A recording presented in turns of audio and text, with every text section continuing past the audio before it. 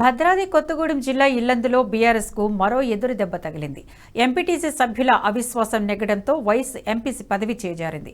RDO Sirisha ఆధ్వర్యంలో ప్రత్యేక సమావేశం నిర్వహించగా బీఆర్ఎస్ కు చెందిన వైస్ ఎంపీపీ ప్రమోద్ పై పెట్టిన అవిశ్వాస తీర్మానంపై 11 మంది సభ్యులు అనుకూలంగా ఓటు వేశారు.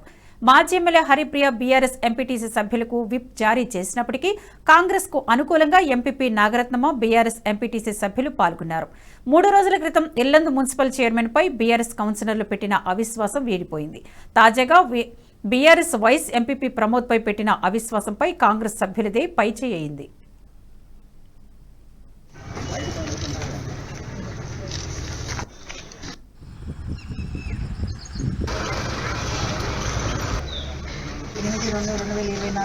ఉదయం 11 గంటలకు ఈ వైస్ ఎంపీపీ దాస్ ప్రమోద్ కుమార్ పై అవిశ్వాస తీర్మానం ప్రవేశపెట్టడం జరిగినది.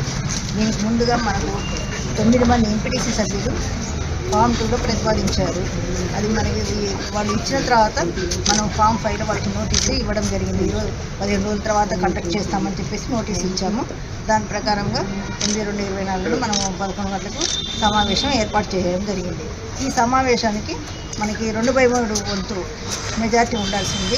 అయితే టోటల్ సభ్యులు 16 మంది. 16 మందిలో మనకు 11 మంది అటెండ్ అయ్యారు. ఈ 11 మంది కూడా ఈ వైస్ ఎంపీపీకి అవిశ్వాస తీర్మానానికి అనుకూలంగా ఓటు వేశారు. కాబట్టి ఈ అవిశ్వాస తీర్మానం నెగ్గినదని వాళ్ళందరికీ తెలియజేయడం జరిగింది. ఈ విషయాన్ని పై అధికారులకు కూడా తెలియజేస్తుంది. 8/2/24 ఉదయం 11 గంటలకు ఈ వైస్ ఎంపీపీ దాస్ ప్రమోద్ కుమార్ పై అవిశ్వాస తీర్మానం ప్రవేశపెట్టడం జరిగినది. దీనికి ముందుగా మనకు 9 మంది ఎంపీటీసీ సభ్యులు ఫామ్ 2లో ఈ వీడియో మీకు నచ్చినట్టయితే లైక్ చేయండి, 10 మందికి షేర్ చేయండి. అలాగే కామెంట్ల రూపంలో మీ అభిప్రాయాలను మాతో పంచుకోండి. Nationalist hub group of channels ను సబ్స్క్రైబ్ చేసుకుని తెలుగునాట జాతీయవాద జర్నలిజాన్ని ప్రోత్సహించండి. ఈ వీడియో కింద ఉన్న బెల్ ఐకాన్ పై క్లిక్ చేయడం మర్చిపోవద్దు.